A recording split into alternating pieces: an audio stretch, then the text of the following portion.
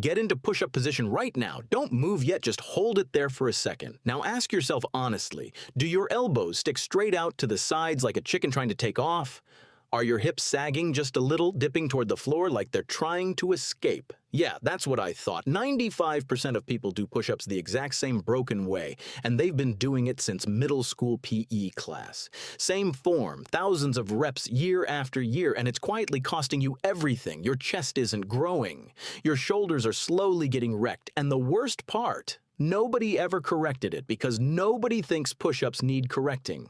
They're the exercise everyone assumes they already know, right up until you actually slow one down, and it looks more like a confused seal flopping on the beach than a strength movement. 5 mistakes, 5 fixes. By the end of this, you'll know more about push-up mechanics than most people who've been going to the gym for years. Let's start with the one that's been grinding your shoulders down without you even noticing. Mistake number 1, the elbow flare. Picture yourself from above mid-push-up. If your arms stick straight out to the sides, your body forms a T-shape. Feels strong, feels stable, looks completely normal.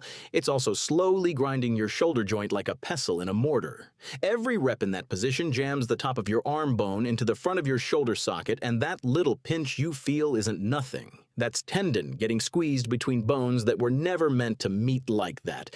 The fix is almost annoyingly simple. Tuck your elbows to about 45 degrees. From above, your body should look like an arrow, not a T. Arrow good, T bad. And here's the part nobody tells you: this position isn't just safer, it's stronger, too. More chest activation, less shoulder strain, more reps. A free upgrade with 0 downsides, just sitting there waiting for someone to mention it.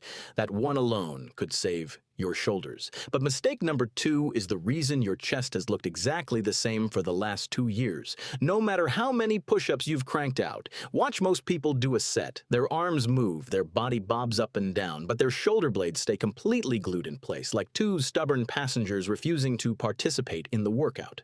The problem is your chest muscle needs those shoulder blades to glide forward to actually finish the squeeze. If they don't move, your chest never fully contracts, which means every rep you've ever done is secretly only half a rep wearing a trench coat. The fix happens at the top. Don't just lock your elbows and call it a day. Push further, spread your shoulder blades apart, push the floor away until your upper back rounds slightly. That extra inch is the part of the rep you've been skipping your entire life, and it's also the part that actually builds the muscle you're chasing. 2 down. Mistake number 3 doesn't even look like a push-up problem, which is exactly why nobody catches it. If your hips dip, your lower back caves, and your core just kind of hangs there like a wet towel draped over a clothesline, you've got a leak. Pressing force is supposed to travel straight from your hands into the floor. When your midsection is loose, that force escapes through your sagging hips instead, like trying to slam a door while standing on a bouncy castle. The fix: squeeze your glutes before the rep even starts. Brace your core like someone's about to poke you in the stomach, and tuck your hips slightly under. Your body should feel like a plank about to break a board, not a hammock taking a nap between 2 trees. Push-ups are not an arm exercise that your torso just happens to be attached to. They're a full-body exercise where your arms are simply the ones doing the talking. 3 down, 2 to go, and these last 2 are different. These are the ones that separate people who do push-ups from people who actually change their bodies doing them. Mistake number 4 is going to annoy a few of you. Doing 50 push-ups means almost nothing if every rep takes half a second. Drop with gravity. Bounce off the floor. Let momentum do the rest. Repeat, like a Newton's cradle made of human arms.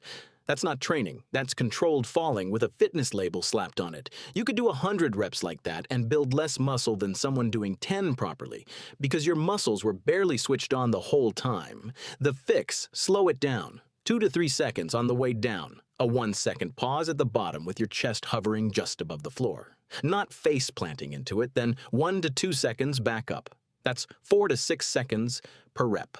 Your muscles don't count reps, they count time under tension, and 10 slow reps will outbuild 50 fast ones every single time. Ego wants the big number. Your chest wants the slow burn. Pick one. And now, mistake number 5, the quiet one. This is the mistake that doesn't hurt today, doesn't hurt tomorrow, and might not show up for years, which is exactly why it's the most dangerous one on this list. At the bottom of most people's push-ups, the shoulders dump forward past the wrist line, the shoulder blades wing off the back, and the rotator cuff ends up holding weight in a position it was never built for. No sharp pain, no warning siren, just a slow, invisible grind, rep after rep, week after week, until one day you reach for something on a high shelf and your shoulder sends you a strongly worded letter. The fix at the bottom of the rep: pull your shoulder blades together and down, like you're tucking them into your back pockets, keeping your chest open instead of collapsed. This does two things at once. It keeps the joint centered and protected, and it puts your chest in a longer, pre-stretched position, which makes it fire harder on the way up. More growth, less wear. Out of all 5 fixes, this is the one that matters most because the other 4 cost you results. This one costs you your joints, possibly for decades. So let's add it all up. Benefits of fixing these 5 things: a stronger chest, healthier shoulders, more reps with less effort, and a push-up that actually does something instead of just burning calories and time. Risks of ignoring them: years of grinding tendons, a chest that refuses to grow no matter how many sets you throw at it, and a shoulder that eventually files a formal complaint in the form of pain you can't train through. Fun fact, your shoulder is the most mobile joint in your entire body, which sounds impressive until you realize that's also exactly why it's the first one to go when your form falls apart. Mobility and stability are roommates who almost never agree on anything. Pro tip: before your very next set, run through all 5 fixes in your head in order. Arrow elbows, shoulder blades spreading at the top, braced core like a steel beam, slow controlled tempo, and shoulder blades pulling together at the bottom. Do one single rep like that and you'll feel the difference in your chest, shoulders, and core immediately. No warm-up required. If 5 clean reps with all of this is all you've got right now, that's a win. 5 real push-ups beat 30 sloppy ones every single time. And once 5 starts feeling easy, don't chase higher numbers. Make the rep harder instead. Slow it down even more. Elevate your feet or strap on a weighted vest.